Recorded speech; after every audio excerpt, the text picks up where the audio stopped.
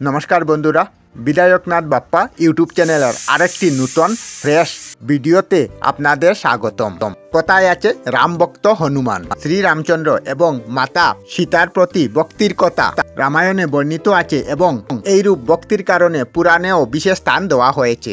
কিন্তু হনুমানজি পুরুষ হওয়া সত্ত্বেও কেন তাকে সিঁদুর দেওয়া হয় তা হয়তো অনেক ভক্তের কাছে অজানা। তাই আজকে আমাদের আলোচনার বিষয় হলো হনুমানকে কেন সিঁদুর দেওয়া হয়। আলোচনাটি শুনতে ভিডিওটি শেষ পর্যন্ত দেখুন।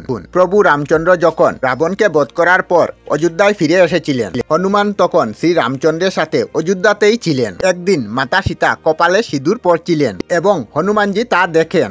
এই দৃশ্য দেখে অবাক হয়ে হনুমানজি মাতা সীতাকে প্রশ্ন করলেন, তিনি কেন কপালে সিঁদুর পরেন। মাতা সীতা এই প্রশ্ন শুনে অত্যন্ত মুগ্ধ হয়ে হেসে উত্তর দিলেন, সিঁদুর হলো বিবাহিত মহিলার প্রতীক এবং এই সিঁদুরের মধ্যে রয়েছে স্বামীকে রক্ষা করার শক্তি। অর্থাৎ তিনি ভগবান রামচন্দ্রের দীর্ঘ আয়ুর জন্য সিঁদুর ধারণ করেন।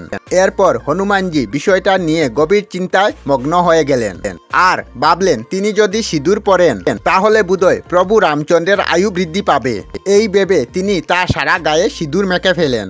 এইভাবে সিঁদুর মাখা অবস্থায় হনুমানজি শ্রী রামচন্দ্রের দরবারে প্রবেশ করলেন এবং তাকে দেখে সবাই অবাক হয়ে গেলেন।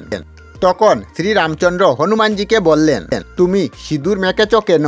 তখন হনুমানজি বললেন, হে প্রভু, মাতা সীতা বলেছেন যে সিঁদুর ধারণে আপনার নাকি মঙ্গল হয়, আয়ু বৃদ্ধি পায়। আপনি আমার প্রভু, আপনার মঙ্গল কামনার জন্য আমি এই সিঁদুর মেখেছি। তখন শ্রী রামচন্দ্র হনুমানজির গভীর ভক্তি এবং সরলতা দেখে অত্যন্ত খুশি হলেন এবং তার সকল ভক্তদের উদ্দেশ্যে শ্রী রামচন্দ্র বললেন, যে ব্যক্তি হনুমানজিকে সিঁদুর নিবেদন করবে তার সমস্ত মনোকামনা পূর্ণ হবে এবং সুখ সমৃদ্ধি পাবে। এরপর থেকে শুরু হয়েছিল হনুমানজির গায়ে সিঁদুর লাগানোর রীতি। আমরা আমাদের চ্যানেলে সব ধরনের ভিডিও আপলোড করি, যেমন ব্লগ, নিউজ, কুকিং ভিডিও, ধার্মিক আলোচনা ইত্যাদি। যদি আপনারা এই ধরনের ভিডিও দেখতে পছন্দ করেন তাহলে এই চ্যানেলটি নিশ্চয়ই সাবস্ক্রাইব করবেন। আমি আপনাদের সাথে বিধায়কনাথ আজকের মতো বিদায় নিলাম। আর ভিডিওটি ভালো লাগলে লাইক, শেয়ার ও কমেন্ট করবেন। ভিডিওটি সম্পূর্ণ দেখার জন্য অশেষ ধন্যবাদ।